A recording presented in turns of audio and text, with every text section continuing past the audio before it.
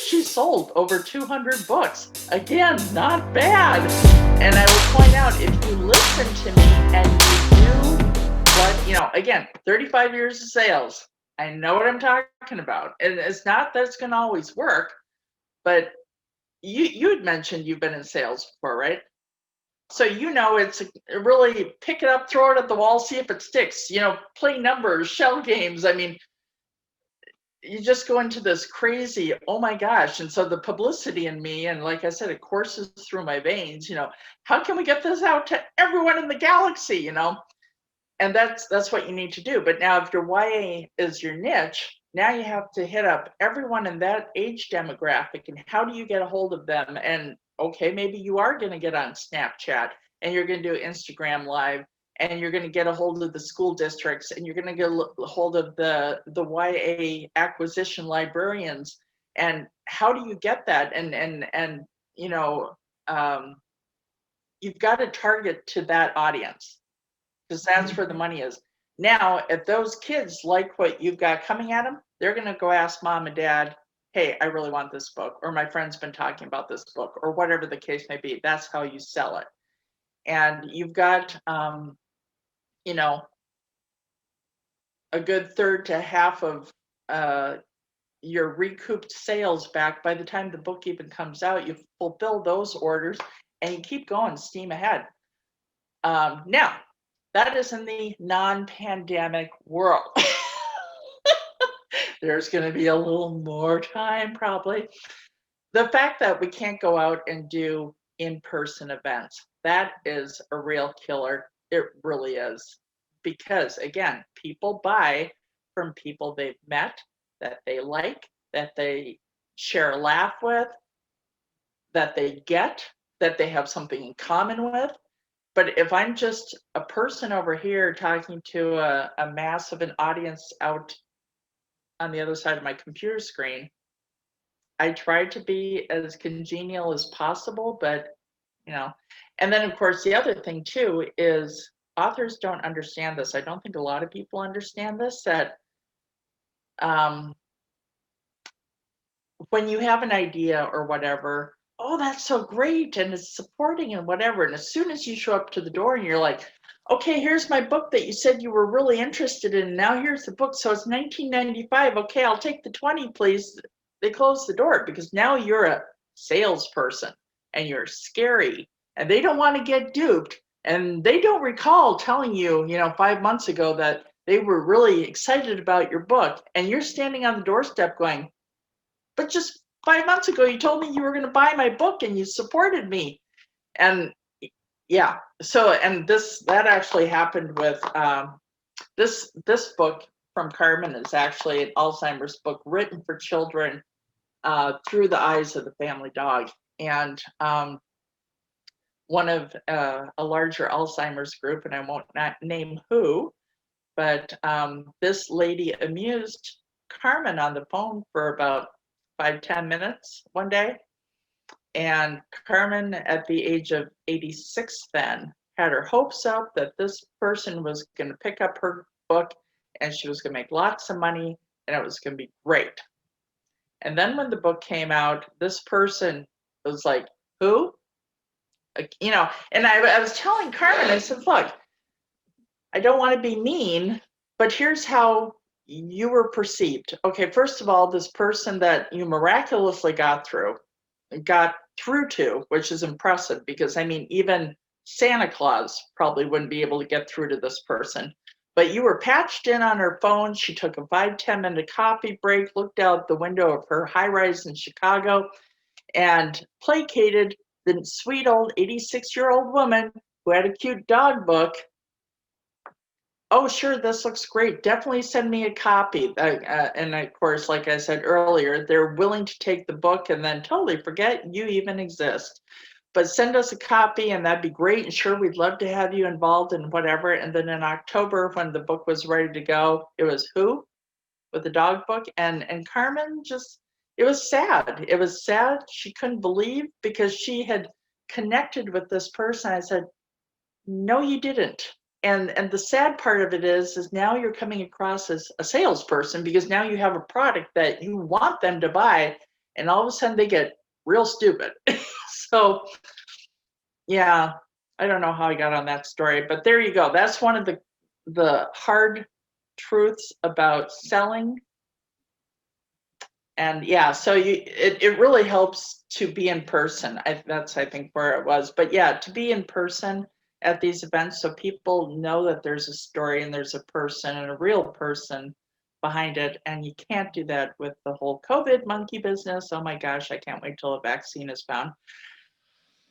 But yeah, so I'm going to say it'd probably be an extra, I don't know, 3, 4 to 6 months before you recoup your initial investment. But boy, I tell you, and it's in my best interest too, I am going to fight to make sure we can find as many marketing and as much marketing, reasonable marketing, and buyers, and get you out there, because still in the realm of publicity, my job is to build you, your brand, get your book out there. If you follow some of my suggestions, you might be Thea at our kitchen table with $3,400 of sales in 3 days, which is, I don't even think I've done 3,400. Thea apparently knows everyone on the planet. But I do really well in retail out in public places. I may not be related to everyone like Thea, but I'm pretty good at talking to people, strangers. I make a fool out of myself every day. I can do no problem with it. So, what basic points should an author take into consideration when thinking about sending a manuscript to a publisher? Whether it be Is you or this one of the someone new else. questions? Yeah. I'm like, I don't recall this one. Okay. Sending a manuscript. Well, first of all, find out exactly what they want. And like I mentioned earlier, what's sent to me should not be a dissertation. It should look, like a nice resume letter with your 30-second elevator speech on there. It does not need to be 1.5, line and 12-point font. I mean, make it look nice. Present yourself well. I'm not picky. I don't have time for picky. I'm picky on the other end, but there you go. But find out exactly what they want, because I mean that is what a lot of that is seeing if you can follow instructions well, because if you can't follow instructions, they're not going to work with you. And there's those tests where you get a point just for putting your name up on top. I mean, can you follow instructions? And right there, it's more of a personality weeding. You can't follow instructions, I can't work with you. The truth of the matter is when we first started, it was, one book here and one book there, and we'll get here and we'll work with this and whatever. Now it's gotten into such a point where it's not one book every 2 or 3 months or one book a month. It's one book every 7 days. Once you're in the hopper, you had better hop. There are deadlines, and if those deadlines aren't met, there are so many working parts, as my accountant puts it. There are so many moving parts to it, that there seriously is a ripple effect.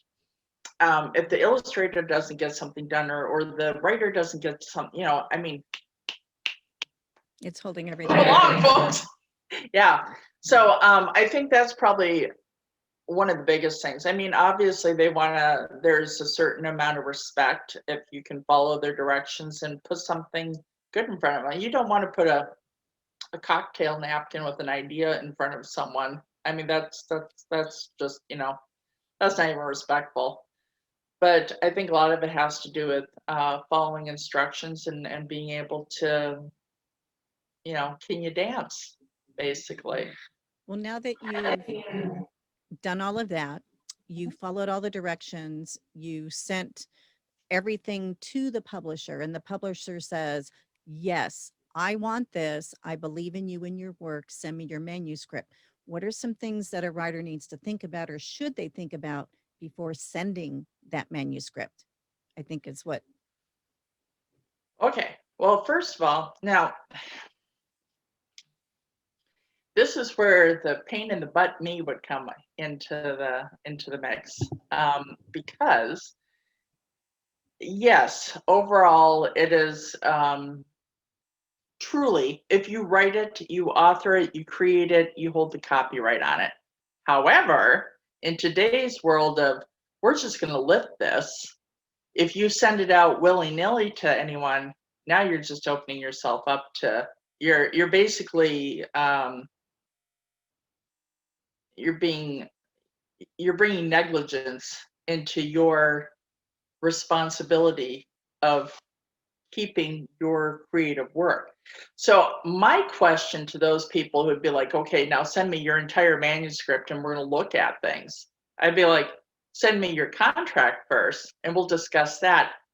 Then I'm going to send my manuscript, because quite frankly, and again, I'm sure not all book companies work this way, and whatever the case may be, but back to that point where I said I've got my author's backs, I also impart the devil's advocate kind of thing. Why would you send your entire manuscript to Joe Blow on the other side of this phone, or some email that someone, do your research, find out, hey, before I send you my whole manuscript, can do you mind if I contact some of the other authors you've worked with in the past? Oh no, I'll find the authors. I mean, being that you're a well-established company, I'm sure there's a listing of them out on the internet. And I'll get a hold of mine, because they may very well want to give you a list of, authors. They'll say, "Oh yeah, they're fabulous." Like, I don't mean to be, well, as my mom puts it, the devil's advocate, but I don't mean to be leery of everyone. But I've been in business long enough. Cover your butt. Paper trail, cover your butt. If it sounds too good to be true, it probably is. And yeah, I guess that's the thing I would do. So with Fox Point, then I asked for a sample because I want to see, what you're writing. Is it interesting? Is it marketable? I mean, is it going to hook me? But before I ever asked for a full manuscript, I've never, I'm like, all right, this is good, and here's what we do, and we need to go through a contract, and then we'll throw you into the mix, and we'll get you going. Not once have I ever said to anyone, send me your entire manuscript. One, because, well, again, I don't read them, but the people that do want a contract before anyone's going to sit down and read 120,000 words. That's for darn sure. Plus it would have to get into a calendar, and yeah, so from my personal point of view, I would be like, I need to talk with some people and I need to see a contract for that sense. And that's probably going to make a lot of publishers that see this mad, but that's my point of view. There you go. That's how I would work it. Contracts are a beautiful thing. So Everyone knows what's on the table. Huh? when the acquisitions department at Fox Point Publishing are the ones who make the decisions, not yourself, as you've said. So Right. what are the main items that the acquisitions department looks for in the manuscript that will make them want to represent that particular author, the manuscript, and publish the books? And are you publishing are you looking for just that book, or are you, as in like a traditional agent, looking for a relationship and future what this author can bring also? Well, being that we tend to wrap people into our fold of craziness, we would much, I think you develop a better rapport and a stronger working relationship if you know the name of their dog, and you know when their wedding anniversary is and where they went on vacation last. And I mean, we really have become quite the close-knit family. And the fun part of it is all of us are, Chelsea and I are planning to put something fun together, and people like in Michigan and Pennsylvania and Florida and California and stuff have all been like, we will fly in to meet you guys, and so Chelsea and I are like, we're going to put together, we should put like a dinner cruise together. Yeah, I mean So, I mean, we can't wait to meet these people because we talk to them like pretty much on a daily basis, you know? Anyway, but okay, what was the beginning of that question? I'm sorry. I have an answer. What was the question again? What are the main items that the acquisitions team Oh, will look for in a manuscript that will make them want to represent the particular author for that manuscript? And are you looking for just that manuscript okay. or for a future? Okay. See, I got so excited about the boat party. Anyway, okay. There you go. All right. Yeah, they are looking for readability.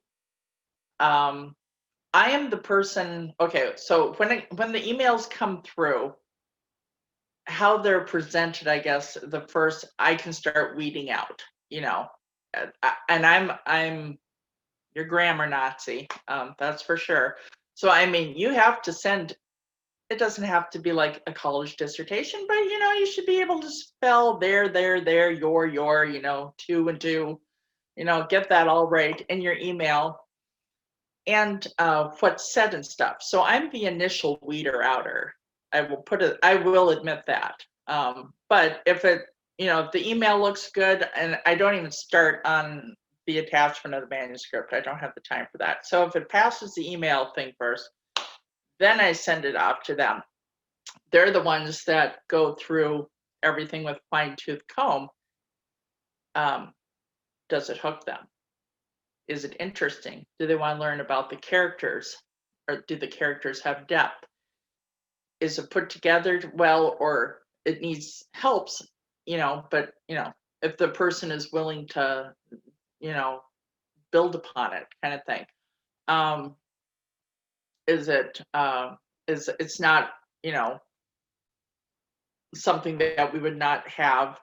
Is it marketable? I mean, they put a lot more into it and see if they have, I guess, interest in pursuing it further. Fortunately, the people that are reviewing it have all sorts of interests and they have their specific things that they like, but they're open to things, you know, different topics, different genres, that kind of thing. Yeah, and then when it comes back from them, if they're like, yeah, let's give it a go, offer them contracts, see if they're interested, then it comes back to me. And, you know, I put, you know, either a yay or nay. Now, I will tell people if it's not a go, I will say, okay, this is, you know, what was said.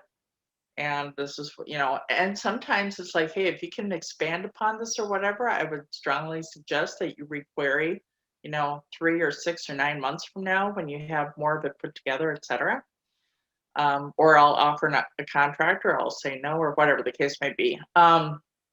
Being that the book publishing or the book production end of things is not really my area, that is more Chelsea and all of them.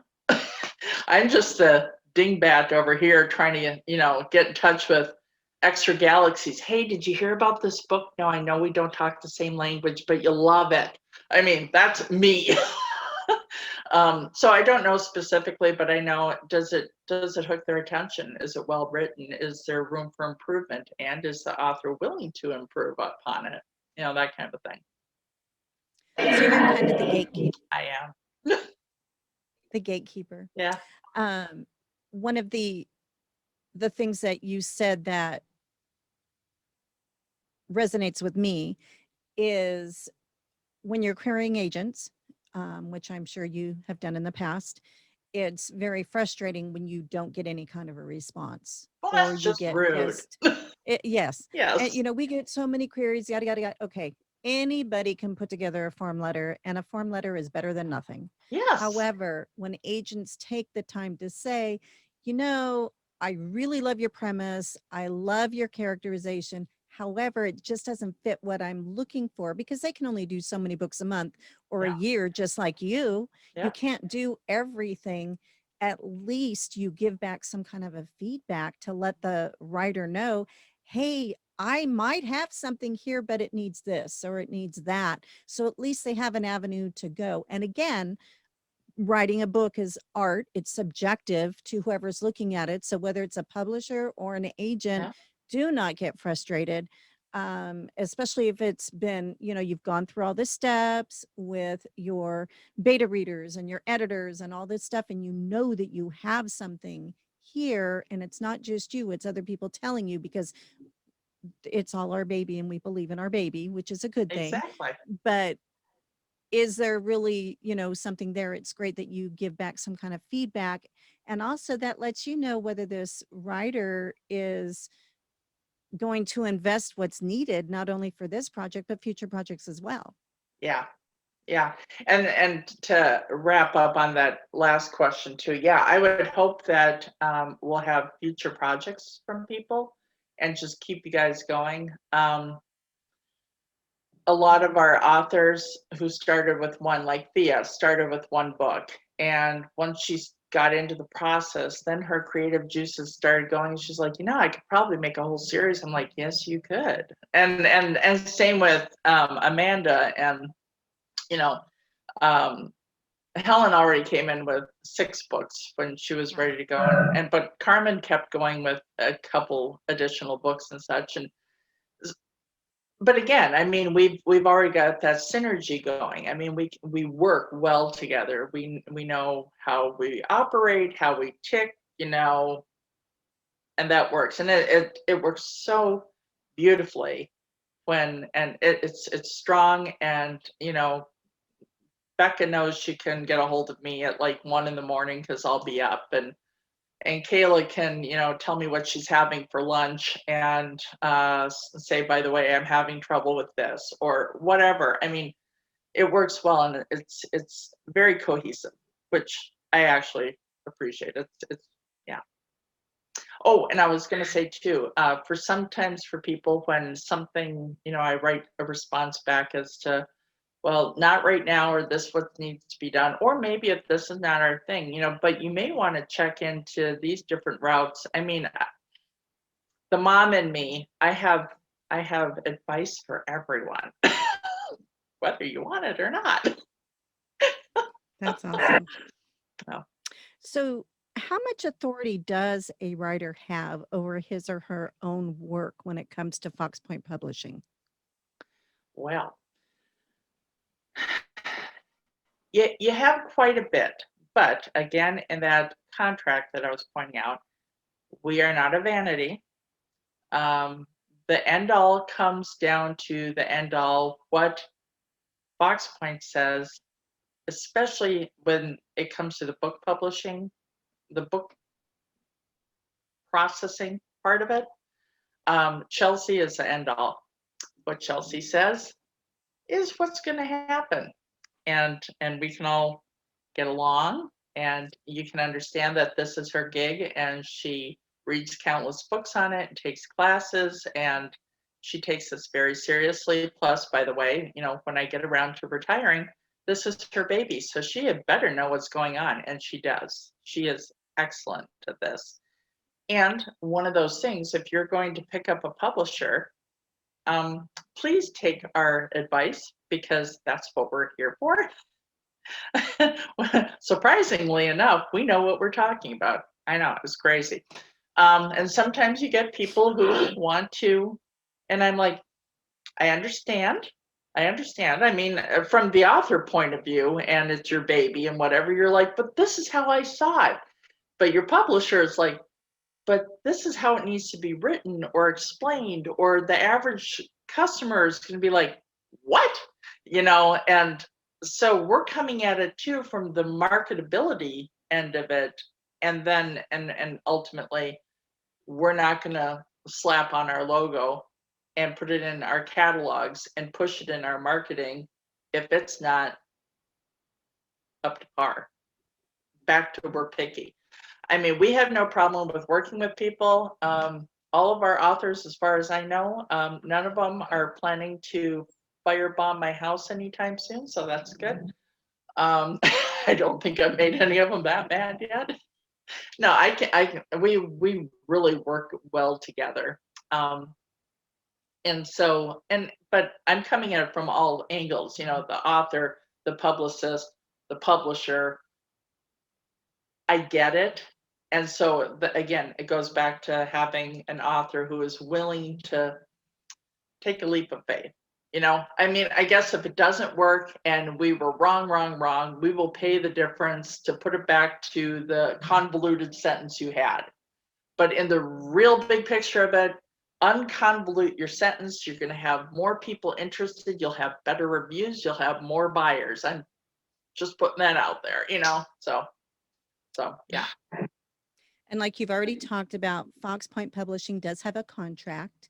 Are the contracts pretty much the same, or are they different depending on the author or the genre? How do you disseminate There, that? there are two contracts. One is for the illustrated contract. There is no illustrating part of that contract. Basically, it's pretty easy. There are some different pricing structures for illustrated versus non-illustrated. Okay, so like the Jelly Beans book, I think there's 400 words in it. Obviously, editing 400 words is like half an hour job. Not much going on there. But the illustration is definitely something. We have a book right now that is coming out in February that's 150,000 words. It's a big one. Oh yeah, and can't wait. It's called The Alchemist Map. And the cover is beautiful. If you look on, it's beautiful. That's by Jason Lee Willis, and it's incredible. He's the one who gave me the compliment of, he combed through that contract up and right and backwards and whatever. He goes, you put together a publishing company by an author for authors. So yeah, but that's going to be a big one. But yeah, the editing is more, well, I mean, if you're coming at them with a 90,000 word book, it's going to be more in the editing. Of course, you don't have anything to pay for illustration. So there's that one. The editing for a kid's book is probably going to run you, I mean, if the story is well put together, it's going to probably run you less than $100. The illustrations are going to take you on a little party though. But fortunately, we, like I said, the illustrators that we work with, they're very reasonable, and they do a heck of a job. And we keep them busy, really busy. Matter of fact, Kayla is probably she's our top illustrator. Right now, coming out of, I did just kind of an idea of her schedule back in like the end of September, early October. At that point, she was booked through May. That's how busy she is. The girl is busy. Yeah. And, but yeah, reasonable price. They're kept very busy. But yeah, illustrations are going to run obviously more compared to the editing in a picture book, and then your non-illustrated book. It's easy. Plus, all of my contracts. Well, my non-illustrated book contract is 15 pages of fun, exciting. If you can't sleep at 2 a.m., well, you just pick that right up. Have lots of fun. And then my illustrated contract, being that the illustrated portion is in it bumps it up to 17 exciting pages of lots of. What in particular to you when you're reading an email grabs your attention? Oh, well, the whole spelling, that's a big particular thing for me. Matter of fact, someone wrote on the writer's journey this morning, something about Alexa or Siri not being able to spell correctly. And they were talking about being in their spelling bee, and they got an ice. Do you know what I'm talking about? It was printed this morning. No, I didn't get to it, but when you said that name, mine went off in the background. Oh, okay. Well, they're probably not spelling it correctly, whatever they're talking about. But no, yeah, spelling, punctuation, sentence structure. I'm picky on that. My mom taught me how to write, and it was quite the adventure. and it was young too. I remember having to crawl up into the dining room chair and sit on my lower legs, with my knees bent. That's how young I was. Because, way back when we had to write thank you notes for Christmas and birthday presents. My mom, okay, so the dining room table, which was just expansive because, I was that big, and I sat on my lower legs, and I wrote out, and then I would bring it over to my mom. She was a copy editor for aerospace engineering out in California. And I'd bring it to my mom. Do you guys remember it was blue pencil with the brush at the end and then the rolly eraser? And okay, and then the red, okay. So my mom would sit at her desk, and that was back when furniture was real and it smelled so good. She had all Ethan Allen furniture. I mean, I'm really dating myself now because, all furniture now is chipboard, put A into B. Anyway, but yeah, she'd have her writing desk and she'd go through with a pen. I was probably what, 4? And she'd put the new paragraph and arrows and, paragraph break and punctuation. And so I'd go back over to the dining room table and I'd crawl up on the chair, bend my knees under me so I could get up on the table, and I would have to rewrite it, and we would have to go over and over this, usually about 3 times. And then when she signed off on my draft, she would open the lower drawer of this, all the brass handles, so they clank on the wood, on the, and she'd open it, and it smelled so good because it was packed full of fine linen papers. And so she would take out one piece. I mean, you hold it like this, you know what I'm talking about? Very at the end so you don't ruin it. And I remember walking back to the dining room table, putting it on the table, crawling back up on the chair, folding my knees under, and then my mom would put a handkerchief so I didn't smudge with my arm or the oils on the paper, and I would be able to put a ruler across, but I couldn't touch the ruler because, especially when I was doing cursive, because if you hit the ruler, the bottom, it goes and then flaps out. So I use that as a guide to make sure that, you don't write up and you don't write down and, whatever. And that was, for what, 30 thank you notes? Oh my God, it was a weekend long.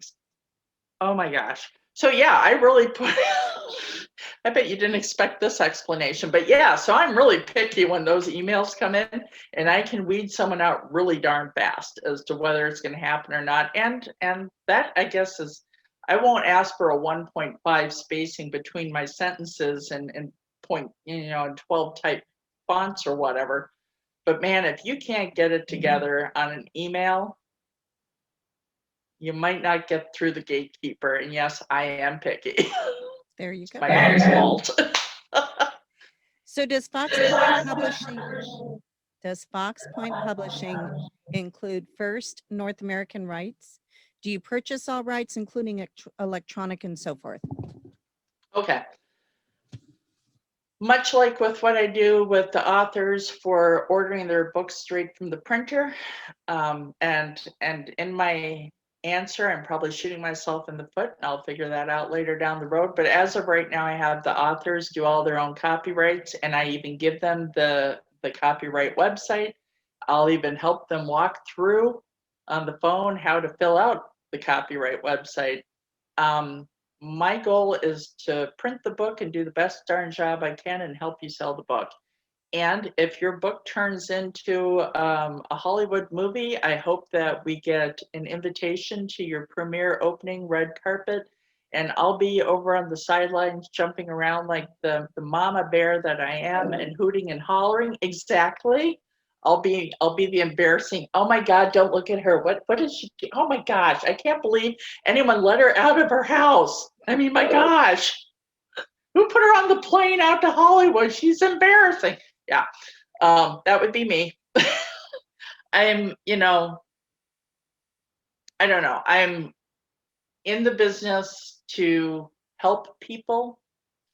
I'm not in the business to take advantage of people. Again, it goes back to the happy versus unhappy people point of view. Obviously I need to make money. I get it. I have bills too. But my goal is to, I don't know, it gives me a certain satisfaction when an author has a smiley face or writes to me and says, "Oh my God, everyone in town knows who I am," or "Oh my gosh, someone told me that they just bought all of my books for their grandkids, sending it out for Christmas," or, you know, I I take part in their happiness. And so, I mean, again, I need a new car and I need to pay my electric bill. Yeah, okay, whatever. But I also, and I will point out, usually happy people continue to want to do business with you. It's again a nice symbiotic relationship where we all make money and we're all happy. So that works too. So, but So no, the rights are theirs, not mine yet. now there's some other things that Fox Point Publishing offers. One is, for example, if you have already self-published your book, but you're not getting enough sold out there and you've tried everything that you can on your own, why would someone turn to Fox Point Publishing and what can you do for them? The promotion end of things, I I've done enough selling of different things. Um, there's that line, you know, you're good in sales if you can sell a ketchup popsicle to a lady in white gloves. I can do it. Trust me. I will come up for a reason why she should be holding a ketchup popsicle with white gloves. Um, but you know, two minds or more are better than one, especially if one is exasperated, especially if one doesn't have the sales background. And boy, I tell you, with sales, you have got to be creative. You have got to come out from left field, think outside of the box, and it's going to be a lot of work. So yeah, I mean, you, much like anything, you can't publish a book and go, okay, who wants to buy it? You know, you're gonna hear crickets, and I mean, even the crickets might leave. So it's just, you have to be creative. But then again, I was talking with an author out of San Diego, I think about a year ago, and she was doing a Kickstarter or crowdfunder or something like that, and she was looking for $15,000. And I said, okay, so you're going to put this, because she was talking to me about promotion and all that. And I said, okay, so how much of that money are you putting towards, you know, initial promotion and publicity and whatever? She goes, oh, that's just to print the books. I'm like, holy monkeys. I said, so I found out that she was going through a vanity press, and not only a vanity press, but getting all of her shipping or her printing done overseas. And this was coming, this was early this year. So we were coming right into COVID. And I said, okay, so say you put 15 grand on a place out in China and they print all these things for you. And then what? Where's your cargo going to be? She goes, well, it's delivered. I said, yeah, but if the ships aren't coming in because we have COVID, then your books are sitting out in the middle of the Pacific Ocean. I said, you may want to skip that route. I said, have you put any money down? She goes, well, no, that's why I'm like, whatever you earn, do not put that into that. You've got to strategically think ahead. But oh yeah, and then this vanity press wasn't giving her a barcode, wasn't printing the price. Oh my gosh, they didn't even give her an ISBN. I said, basically, you're going to get 3,000 books of paperweights in your living room. And I said, so you need to, well, change up your plan real fast. And, oh, you're going to hate me. I know we're talking about advertising. What are we talking about again? I'm so sorry. I am just the most, I'm squirrel and I run away. That's me. What was the question? Oh, we were talking about promotion. Yes. Okay. Promotion. What about it? So sorry. I'm One sorry. of the services that Fox Point Oh, yes, yes, yes, yes. Okay. offers is Yeah. promotion. So for Okay. someone who doesn't have the time or the know-how. That's true. All right. So yeah, the promotion, you really need to have that going at the get-go. And the reason why I was telling this story is you can't, I'm going to find out from that person, what have you done publicity-wise prior to your book publishing and you calling me? I need to know exactly the ins and outs. The other thing I need to know is I need to see that book. Is it marketable? That's the other thing. And the covers. I'm sorry to say, did they get a free cover through the Amazon cover creator? Yeah, that just screams not happening. Mhm. There's a lot of things where, even if people are, they're pretty good about what they're doing, they're for sure on it, and it was referred to them by 9 out of 10 dentists, etc. Yeah, there's something. But yeah, if they don't know what they're doing or they haven't thought about it, and I'm not here to be condescending, I'm here to be helpful, but that's what I do a lot of. I market things. So So yeah, you I help people and I will point them in the right direction. I can either do it, they can do it. They're probably going to notice real fast that it is an over full-time job. So if they are working a full-time job, unless they want to cut their family out of the whole picture and work into the wee hours of the morning, it's a full-time job. So yeah, but so I'll then help. the other service that you have is the writer who has their manuscript and wants to send it to you. Everything, the gatekeeper said yes, the acquisitions department said yes. So in a nutshell, briefly, what does that look like? After everyone says yes. Yes. Okay. And you All right. sign the contract. Okay, so all right, everyone signs the contract and stuff. The first thing I do is I swoop in and I get them set up. Yeah, they're swooping. Swoop. I swoop in and I start working on their brand and getting them known as an author. And I'm a stickler for headshots. I have been after, if anyone goes on my professionals page on Fox Point, they'll see that most of them have uh, professional headshots. I have been after, like on a monthly basis, those who do not. We give them like nice little reminders. But yeah, I go in and I set them up on a Fox Point webpage. And even if they have their own website or their YouTube or whatever, I'll link to that off of it. Because when people are looking at Fox Point or they're coming in from those every 10-day email blasts or they're coming in on a co-op ad that we have in a magazine or on a radio or whatever, they're going to go to Fox Point. And from Fox Point, that's really the one-stop shop. If they look at the authors, they click on the authors' pages, all the links. I mean, heck, I even have books that people have self-published themselves linked to Amazon off there. And if you think about it, and I will put in the caption that, this is self-published and whatever with, whoever.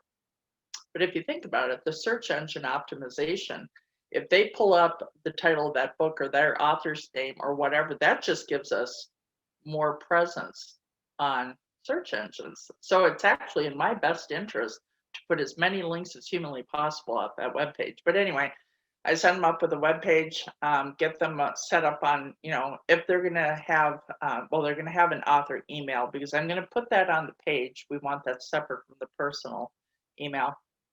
And then any of their social medias, they do want to keep it author and personal. You don't want 5,000 people looking at your baby pictures from second grade, whatever. And I get all that set up. Then we do a YouTube interview. And so much like what we've got going on here, I do that with the authors. And actually, I also do that with anyone that works with us, our talented staff. And that gets people to know. And I put that out there. I introduce them around the neighborhood, and I put it on YouTube and everywhere else, and it gets quite a number of hits. So I'm already working on introducing them as a person and associating them with, okay, now they're going to be an author. And as soon as, and every so often I'll recycle those and share those off YouTube or whatever, just, keep it a little fresh in the mind up there. Then if it's, so I start all of that and I get that going and all over the place. The editor picks up, when the editor gets into it, if it's a children's book, it can get through the editing phase pretty darn fast, especially if it's already pretty much put together. And there might be some reworks and re-edits in it, but it comes together. And then Kiersten is over on the sidelines. She starts hopping around really fast because she's like, okay, so when am I going to get a book cover? When do I get a book cover? So I get really annoying, and sometimes people don't answer their phones. Go figure. I don't know. I guess they're busy. Whatever. Anyway, but yeah, my goal is to get that book cover, because now I put the intro out there to everyone, et cetera. Now I want to equate that person and their personality and all the wonderful things they do. And I tell, when people are starting to put their social media together, put it towards the genre that you write.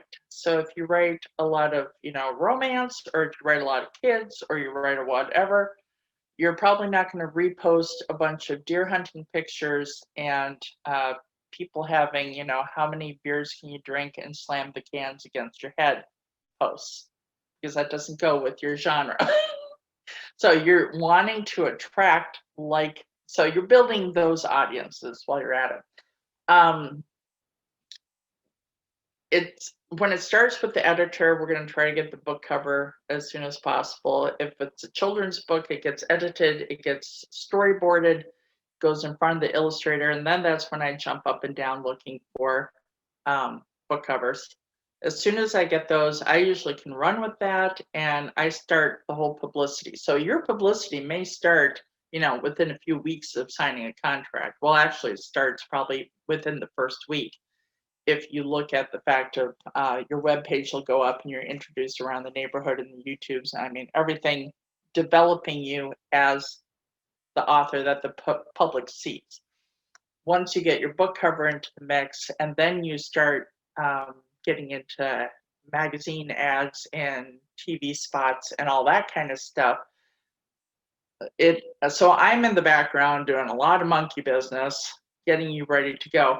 On the book production end of things, it goes through the editor, goes to the illustrator if there's an illustrator involved. If there is not an illustrator, if it's just a novel or whatever, there's going to be a lot of back and forth with you and the editor.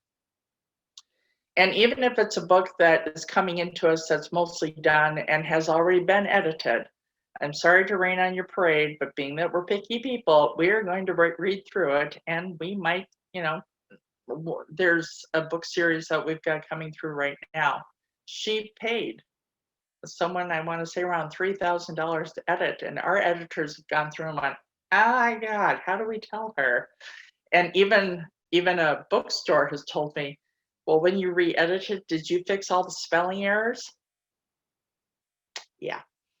Anywho, so yeah, sometimes we have unhappy phone calls and emails, but it turns out for the best down the road. Yeah, and so once it goes through all that, then it goes in front of our designer. She is just kick butt. She is good at what she does. Holy monkeys. And yeah, and she puts it together. She formats. She makes the book covers, all that kind of thing. She's good at what she does. We are lucky. If Becca's watching, there you go. We're lucky. Anyway, and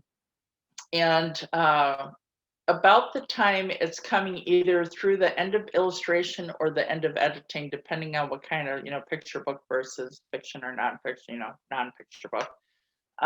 That's when we start the whole press release thing and getting you interviewed with your local newspaper and any talk radios and whatever the case may be. And one thing to keep in mind with those smaller newspapers, smaller TV and radio channels, stations, those kind of things, is that's where the bigger stations and the bigger channels and the bigger newspapers gets their information. They don't all stand around the water cooler up in, Minneapolis or Chicago just waiting for the latest, greatest news. They all have subscriptions to those little newspapers and they comb through them to find out what they can follow up on. I mean, they all get their stuff out of, Washington, D.C., but everything else comes out of the smaller papers. That's why you want to start with the smaller papers because they'll actually listen to you. But anyway, and I start getting them wrapped up. Now, normally, I would also start booking events for people. Can't do that right now. But typically, you would have a lot of release parties, in-person parties, release events, signings, meet and greets, readings, that kind of thing. So yeah, again, lopped off there. And the pre-orders would start, for even 6 to 8 weeks ahead of time. We would get it going because, hey, why not? Especially with the holidays. And yeah, and this entire time we've been marketing to your niche. Your niche knows it's coming out, and we're catering directly to them. We've got beta reads going on, reviews, literary reviews, that kind of thing. Again, I'm more interested in what the regular everyday consumer review is because really, I'm glad so-and-so from New York City thinks it's great, but really Millie is going to listen to Harriet, and if her grandkids liked it, Millie's going to buy it for her grandkids. I mean, that's the reality of sales. So, there you go. It might look great and fabulous, and you might think you're going to make lots of money when really in reality you're about $500 further into the hole if you go out and yes, all of those reviews are usually purchased. I have run into bookstore owners who had no idea that most of those literary reviews require money. They had no idea. I'm like, oh honey, nothing is cheap. Nothing is free, that's for sure. But yeah, so if you get a good review, I mean, my gosh, yeah. And then everything is prepackaged and we print it off. And if the proof looks good and everyone's good, we push the publishing button and let the party start. And then the books are ordered. Those pre-sales are fulfilled. They're signed. They're fulfilled, mailed out the door. The bookstore owners have known about this book since pretty much the book cover came out because they've been getting it in their email blast and the quarterly catalogs we've been doing. They know these books are coming out. Phone calls, librarians, schools, school districts, with Amanda, Epilepsy Foundation, the Alzheimer's departments, I mean, hospitals. I mean, we already know what your target demographic is, so we're going to go after that for that. I mean, if you pick up anything else along the way, great. But here's your target demographic, and we've been working on them for 4 to 6 months prior to the book even coming out. So that's really, there you go. In a nutshell. I think you wanted a short answer. I failed. No. All we're looking for is honesty and what's out there. So tell Oh me, heck, I got a lot of that. so what happens if a book doesn't sell enough books to make back what it costs to publish it? Who's responsible for that? Well, nowadays I'd call it COVID. No. Put it this way. If it hasn't made enough, you just keep selling. You might have to refine your tactics. You might have to refine your audience. Something isn't working. Then on the flip side, are the players that are supposed to be selling it, including the author, are you selling it? Have you told anyone? I mean, you can't, yeah. I mean, you can't get on the phone with your 5 bestest friends from your cross stitch club and go, I finally got my book out. And then not tell anyone else. there's something called sphere of influence, and anyone who's in sales, well, you're nodding your head, knows about this, and anyone else. Tell everyone in that group, whether it's 10, 20, 200, 1,000 people, go through all your Christmas card lists, the kids that mow your lawn, the baker, the florist, your dog vet, people you work with, their family and friends that you met at the Christmas party 3 years ago. I mean, everyone you have ever crossed a path with, and you know how to get a hold of them, write them a nice email, a nice letter, a nice something, and say, hey, I just started a career as an author. Fingers crossed that this works.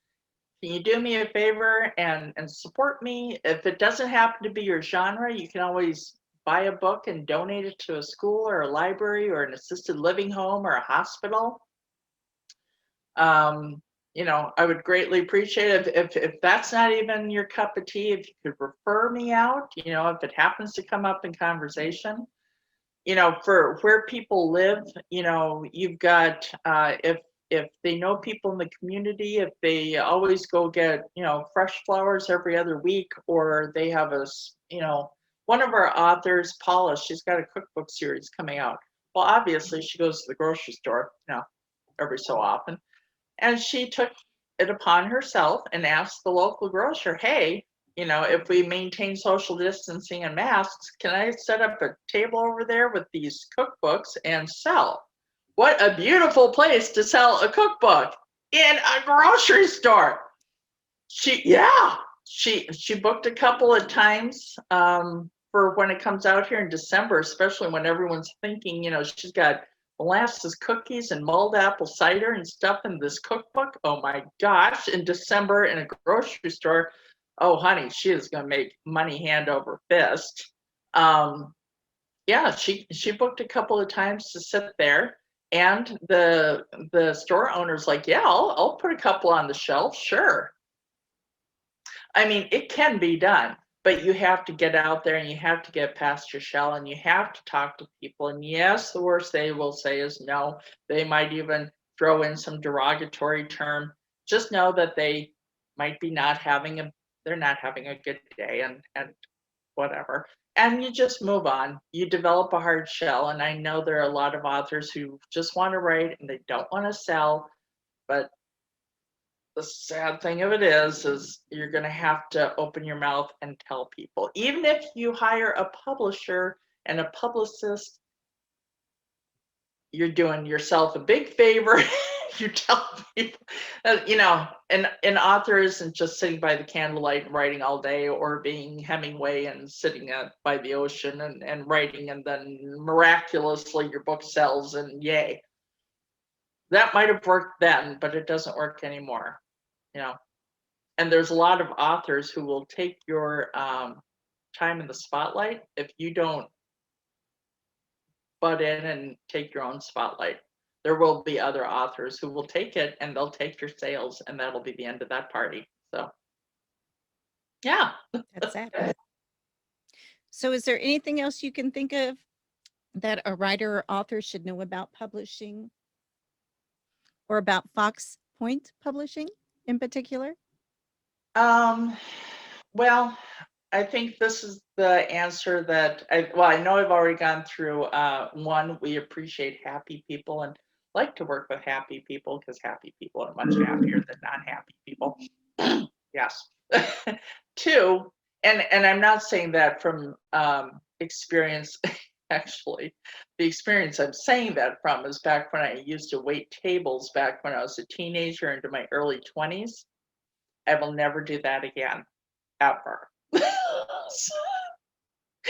I've experienced my whole lifetime of every age of unhappy people and mayo, and I didn't want mayo.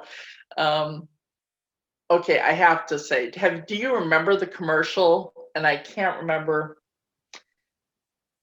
the upset customers, like, I told you I didn't want mayo, and yelling at the waitress, and the waitress takes the top of the sandwich off and slams it against the side of the table and scrapes the mayo off. Do you remember that commercial?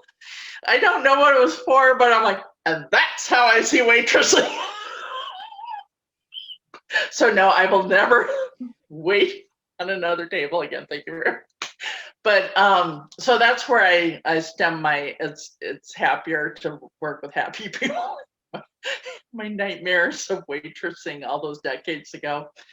And that I myself and my daughter Chelsea, who's the co-publisher, we are truly invested in our authors and our illustrators and editors and all the rest of them. We want to see happy people. And again, it's a symbiotic relationship. It works great for everyone across the board. Now, the mama bear end of me will say, always do your research. Okay. Don't take, especially from someone who's done sales for so long, don't take the company's presentation's word for it. Anyone can make a company, anyone can make letterhead, anyone can put, lift things off of other websites and put it on their website. Anyone can make a shell company, anyone can get a new phone number. I mean, do your research. One, you're going to be working with them and essentially putting in front of them your copyrighted work. If they're not legit, they're going to take your copyrighted work and go, tough, and out the door they go. Two, if anyone tries to stroke your ego and tells you you're going to be the next big thing and blah, blah, blah, or they talk really fast, or they talk in circles or loops, or you get the feeling that you're being gaslighted or condescended, or if something's not sitting right, I will assure you it's not right. And I told this back when I was shooting weddings. Weddings especially are a highly emotional day. And if you go to any pre-wedding appointment, be it a photographer, videographer, your caterer, whatever, and it's a good deal. Oh my God, it's a good deal. You could get the first layer of your 3-layer cake for free and half a bottle of champagne. Oh my gosh, it's a great deal. But if something, just something, it could be the color of the carpet, the color of, the blue sky, you don't like the blue that's in the sky. Something is just not right. Listen to it and go, thank you, and walk away. Walk away from the deal. I don't care how good the deal is, whatever the case may be, because on your wedding day, when the emotions are running high, and you can pick up on absolutely everything on the planet, you will know exactly what that problem was. And now you're stuck with it on your wedding day. So much like with the book, I don't care how good the deal is. If something's not sitting right, and now you've given your book to someone who's publishing it and pretty much is, got the reins on your project, and now you can't stand this person and you hate them and they have your book, you'll know exactly why you should have walked away. So yeah, do your homework. Don't take people at face value. And I don't mean to be a real booger about that, but it's true. People have all sorts of different facades, and people who are really good at sales and people who really like your Visa or MasterCard number are really good with facades. And I will tell you that as someone who's been in sales for 35 years. And that I sometimes have to catch myself, because I can easily, and I don't even catch myself, I have to remember that I can easily turn on and off a sales facade really fast. And I have to remember that's where the integrity, I guess, comes in. And there's part of that answer in there. Integrity and transparency. One, transparency, because it's just so much easier to avoid unhappy people and lawsuits. So transparency is a big thing.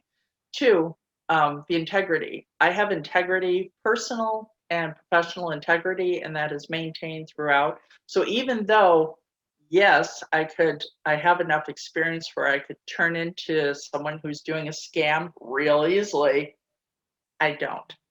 because that is not how I present myself professionally and personally. So back to that thing. If your intuition is going, listen to your intuition, because that is saving your butt further monkey business down the road. Let's see. Do your homework, talk to other authors that they've worked with. That's big. And don't talk to authors that they give you on a list, because more than likely those are people who either are getting a kickback on a sale or they're not even an author. And I don't mean to be mean, because maybe they are authors and maybe they are real live people, but I'm just saying, be skeptical. Yeah, along with the publicity, I'm very business and contracted and sales oriented. So I'm the mama bear. You get a mama bear when you come with Fox Point. You get a mama bear whether you want her or not. She's the embarrassing one that's jumping around on the side of the red carpet for you. So yeah, there you go. That's really what it is. Listen to your intuition. Nothing is for free. Nothing's for free except your mama's love. That's what I tell all my kids. And yeah, common sense. Well, I shouldn't even say that, because sometimes common sense isn't all that common. So listen to your intuition. Be skeptical. Don't be like a completely unhappy person. Man, be skeptical. Because you're giving everything of your manuscript away. It's some really, really, really great advice. Thank you so much. We've really appreciated your time here. You have covered so many things. I'm going to ask your final opinion on one thing that's always being brought up in all the writing websites that I go on to. And it's, at what point is a writer an author? I thought that was an interesting question. And it's a good question. I personally see it. A writer is anyone that writes beyond a text, 4 letters to make up 4 words on a text. And yes, I text in full letters with complete punctuation and paragraphs. Thank you. Thank you, Mother. Yeah. Oh, it's instilled into my head pretty well. But a writer is anyone who writes, really, and takes pride in what they do. It's not just a scrawl, but I mean, they put a little care into it, the paragraphs and the punctuation, and they care. Maybe expand their vocabulary. An author, I think, is someone who presents it to public for consumption. And my thinking on it from a sales point of view, is anything that I'm going to put out into public, I'm going to monetize it, because that's the business end in me. I'm going to monetize it. So a writer is anyone who takes pride in what they do.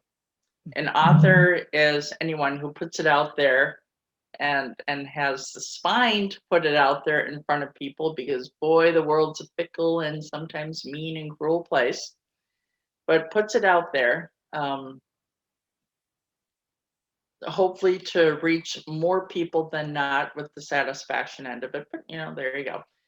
And then from the business point of view, sell it. I'm still a business owner. So that part is in there too. But yeah, that was a great question. Awesome. Thank you so much for being here, Kiersten. And what are some of the ways to get hold of Fox Point Publishing again? Okay. Again, because we're picky, because we're a boutique. That's what it is. Fox Point, FOXPOINTE publishing.com. That'll lead you to the website that's got everything and the kitchen sink on it. And that would be the transparency end of things. You can always, there's contact forms and stuff on there. You can email me, it'll flip and you'll probably get me. And I'll tell you more that you probably didn't even want to know or never even knew you wanted to ask. But darn it, I will answer that question because there you go. Let's see. And if you want to send in a query, foxpointqueries@gmail.com. So queries is plural, foxpointqueries@gmail. And you can send them in any time of the year is fine. But we will really start looking at it November, December, March, April, and July and August. And oh, and then boy, really you can go to any Google or Bing or Internet Explorer search or whatever, just type in Fox Point Publishing, and we will probably occupy the first 9 or 10 pages solid. I really believe in getting us out there, and oh my gosh, it's good that the internet is free. Holy monkeys. Yeah, but you can find anything from there. You can find out, click on all of our different authors and whatever. But yeah, we are on Fox Point Publishing. We have a Books by Fox Point Publishing is our group on Fox Point. Then Fox Point Publishing is just our page. And then same on, it could be just Fox LLP maybe on Twitter. Type in Fox Point Publishing on Twitter or whatever. You'll see our little fox. And then actually, if you're interested in following me on Twitter, which I put a lot of stuff on, I'm under K Hall Books at Twitter. Yeah. And then let's see what else. Instagram, Fox Point Publishing. I'm on LinkedIn with that as well. We have a YouTube channel. Yeah, I think that's about it. I haven't figured out Snapchat. I don't need to put ears and a nose on me. Yeah, whatever. I've not gone down that route yet. And yeah, that's pretty much it. Fox Point Queries. Also, we have info at foxpointpublishing.com, and then our website. So really, just Google us, you'll find it. Awesome. Thank you so much.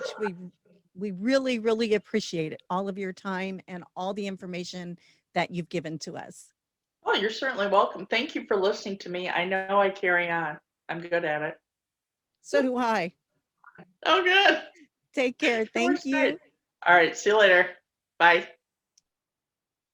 Well, what do you guys think? Oh my God, wasn't she awesome? All the information that she had for us. So in this two-part segment, please make sure to let anybody that you know that's out there that's looking for information in regards to your publishing dreams to please give this a look.